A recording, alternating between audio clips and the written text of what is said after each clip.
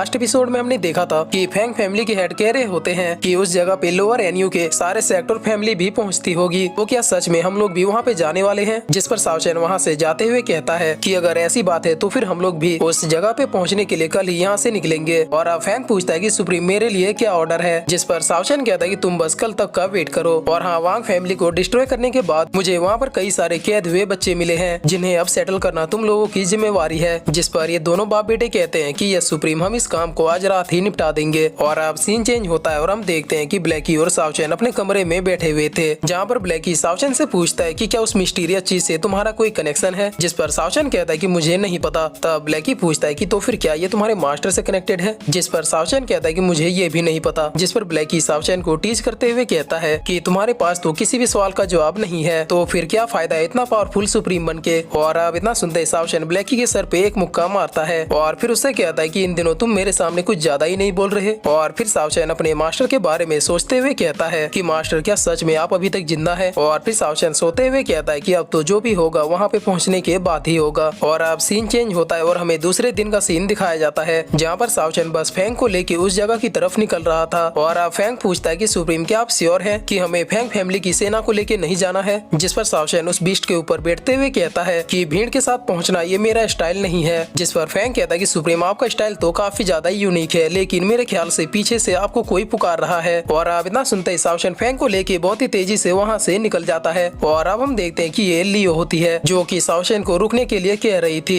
लेकिन सावचैन वहाँ से और भी ज्यादा तेजी से निकलते हुए अपने मन में सोच रहा था कि चलो अच्छा हुआ कि मैं यहाँ से टाइम रहते निकल गया, वरना ये तो मुझे यहाँ से बिना शादी किए नहीं जाने देती। और अब हम देखते हैं कि लियो सावचैन के ऊपर बहुत ही ज्यादा भड़क रही थी, जिस पर हेड लियो को समझाते हुए कहते हैं कि स्प्रिंग लेडी, आपको सुप्रीम के ऊपर भरोसा रखना चाहिए। जिस पर लियो भी सावचैन के बारे में सोचते हुए कहती है कि अब मेरी लाइफ में बस एक ही पर्सन है जिसके ऊपर मैं भरोसा करती हूँ, और वो पर्सन और कोई नहीं बल्कि तुम ही हो। और अब सीन चेंज होता है और हम देखते हैं कि ब्लैकी को इस बीस्ट के ऊपर उल्टियाँ हो रही थी। और फिर ब्लैकी पूछता है कि क्या हम किसी दूसरे तरीके से उस जगह पे नहीं पहुँच सकते? और तभी ब्लैकी कहता है कि सावचैन ऊपर देखो। जिस पर सावचैन भी ऊपर की ओर देखते हुए कहता है कि ब्लैकी, तुम्हारी नजरें तो काफी ज्यादा तेज हैं। और अब हम देखते हैं कि ये दरअसल एक फ्लाइंग शिप होती है, जिसे देखकर फैंग कहता है कि ये शिप तो जीजाई सेक्ट की है और इस शिप में अभी जी जोंग जरूर होगा, तो अब मेरे ख्याल से हमें इस घोड़े में अब लटक के नहीं जाना पड़ेगा। और अब ये बीस्ट फैंग की बातों को सुन लेता है और फिर वो बहुत ही जोर से हिनहिनाते हुए कहता है कि मैं एक घोड़ा नहीं बल्कि एक यूनिकॉर्न हूँ। जिस पर सावचैन उस बीस्ट को एक पंच मारते हुए कहता है कि तुम्हारी हिम्मत कैसे हुई मेरे सामने ऊंची आवाज में बात करने की? और अब हम देखते हैं कि उस शिप में एक आदमी आराम से खाना ठूस रहा था, लेकिन तभी उसका कम्युनिकेशन डिवाइस बजता है। और अब उस कम्युनिकेशन डिवाइस से फैंग कहता है कि मैं जानता हूँ कि अभी तुम्हारे लेफ्ट हैंड में किसी चीज का लेग पीस है। जिस पर ये आदमी, जिसका नाम जोंग है, ये काफी फनी तरीके से शौक होते हुए पूछता है कि फैंग, ये सब तुम्हें कैसे पता? तब फैंग कहता है कि सबसे पहले तुम अपनी शिप को नीचे उतारो। और अब इतना सुनते ही जोंग शिप को नीचे उतारने का ऑर्डर दे देता है। और अब शिप के लैंड करने के बाद जोंग कहता है कि फैंग, मुझे तुमसे ये उम्मीद नहीं थी कि तुम इतने निकम्मे हो जाओगे कि अंकल जी भी तुम्हें घर से लात मार के निकाल देंगे। जिस पर फैंग कहता है कि जोक तो बढ़िया था, लेकिन मुझे हंसी नहीं आई। जिस पर जोंग कहता है कि मेरे ख्याल से तुम दोनों को लिफ्ट चाहिए। और अब हम देखते हैं कि ये शिप वापस उड़ने लगता है और शिप के अंदर सावचैन और फैंग की बहुत ही अच्छी खातिरदारी हो रही थी।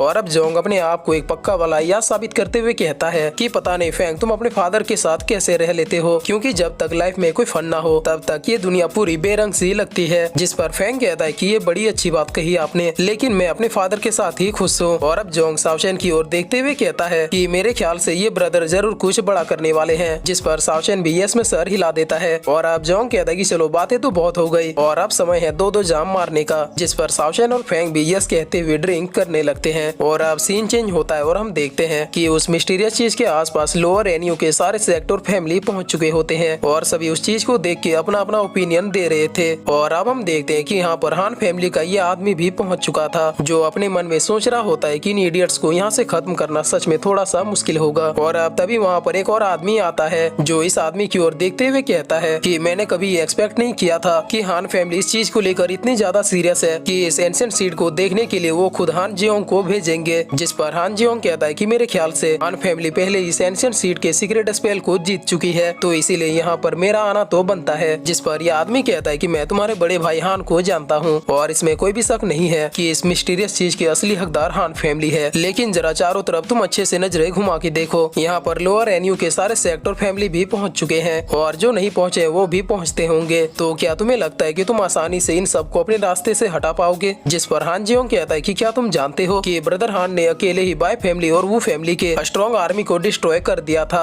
और हान फैमिली बस कुछ ही दिनों में वू फैमिली और बाय फैमिली के ऊपर कब्जा करने वाली थी। लेकिन तभी स्वॉर्ड रिलम के हमारे लोअर एनयू में अचानक से कोई पर्सन आता है जो पहले बाय फैमिली को और फिर वू फैमिली को पूरी तरीके से डिस्ट्रॉय कर देता है। और अब इतना सुनते ही आदमी बहुत ही ज्यादा एक्साइटेड होते हुए कहता है कि उस पर्सन को तो सच में मानना पड़ेगा, ऐसे पर्सन तो पूरे वर्ल्ड में केवल गिने चुने ही होते हैं। और अब इतना सुनते ही हान जियोंग थोड़ा गुस्से में कहता है कि क्या तुम्हें ये रियलाइज नहीं हो रहा कि उसी की वजह से हान फैमिली का पूरा प्लान भी चौपट हुआ है। जिस पर यह आदमी कहता है कि मैं तो बस उस पर्सन की डेयरिंग को अप्रिशिएट कर रहा था। जिस पर जियोंग कहता है कि लोगों का ये कहना है कि उसकी एज 18 to 21 के बीच में है और किसी को भी नहीं पता कि आखिर वो कहां से आया है और उसका मकसद क्या है। और अब हम देखते हैं कि वो शिप भी वहां पर पहुंच जाती है और ये तीनों उस मिस्टीरियस चीज को बहुत ही ध्यान से देखने लगते हैं। और अब सावचैन उस चीज के ऑरा को फील करते हुए कहता है कि ये पावर तो सच में वू सेन वाइन की है। जिस पर ब्लैकी कहता है कि मैं भी वहाँ पर कुछ खास चीजों को महसूस कर पा रहा हूँ। और अब सावचैन सारे लोगों को बिना कोई देरी के वहाँ पर चलने के लिए कहता है और फिर वो फैंग से कहता है कि ये ध्यान रहे कि मेरी आइडेंटिटी यहाँ पे रिवील नहीं होनी चाहिए। जिस पर फैंग कहता है कि चिंता मत कीजिए, मैं सारी बातों को समझ गया। और अब तीनों भी उस शिप से कूद जाते हैं। और अब हम देखते हैं कि वहाँ पर काफी सारी बड़ी बड़ी फैमिली पहुँच चुकी होती है और इनमें से कुछ फैमिली के हेड जियोंग को आके ग्रेड करते हैं और हान फैमिली की काफी ज्यादा बड़ाई करने लगते हैं। जिस पर इनकी बातें सुन के जियोंग भी काफी ज्यादा शर्माने लगता है। और अब ये आदमी कहता है कि मेरे ख्याल से यहाँ पर सारे फैमिली और सेक्ट के लोग पहुँच चुके हैं, तो अब मेरे ख्याल से हम सब इस मिस्टीरियस सीट के अंदर जा सकते हैं। और अब इतना सुनते ही वहाँ पे मौजूद सारे लोग उस मिस्टीरियस प्लेस की ओर बढ़ने लगते हैं। और अब सावचैन और वो दोनों भी उस प्लेस पे पहुँच जाते हैं जहाँ पर जोंग और फैंग को अपना एक और फ्रेंड मिल जाता है। जिस पर ये फ्रेंड कहता है कि बहुत दिनों से तुम दोनों को नहीं देखा। और फिर वो सावचैन की ओर देखते हुए पूछता है कि ये ब्रदर कौन है। फैंग बताता है कि ये हमारा बेस्ट फ्रेंड है। जिस पर पीछे से एक आदमी कहता है कि अगर तुम इस रिलम के नहीं हो तो फिर बच्चे तुम्हें यहाँ पर आने की हिम्मत नहीं करनी चाहिए थी, क्योंकि अभी बस कुछ ही देर में यहाँ पर चारों तरफ लाशें ही लाशें होंगी। जिस पर सावचैन हंसते हुए कहता है कि मेरे ख्याल से तुम्हें अपनी जान की ज्यादा फिक्र करनी चाहिए। और अब तभी वहाँ पर हान जियोंग भी आ जाता है और वो आते हुए कहता है कि अगर ये छोटा भाई भी बाकियों की तरह यहाँ पर अपनी किस्मत को आजमाने आया है तो फिर हमें इसे एक चांस तो देना ही चाहिए। और फिर जियोंग सारे लोगों से कहता है कि अब आगे क्या होगा ये किसी को भी नहीं पता, तो अब इस मिस्टीरियस सीट के अंदर जाने के बाद आप कितनी देर जिंदा बचोगे ये सब आपकी एबिलिटी पे डिपेंड करेगा। और फिर जियोंग कहता है कि मेरे ख्याल से अब हमें इसके अंदर चलना चाहिए। और ये कहकर सारे लोग उस मिस्टीरियस प्लेस के अंदर कूद जाते हैं जहाँ पर सभी अपनी अपनी पावर्स का यूज करते हुए अपने सामने आ रहे खतरों से बचते हैं। और अब काफी देर बचने बचाने के बाद फाइनली वो सारे लोग उस प्लेस के एंड पे पहुंच जाते हैं जहाँ पर हान जियोंग एक समाधि के पत्थर को देखता है जिस पर काफी पुरानी लैंग्वेज में कुछ लिखा हुआ था।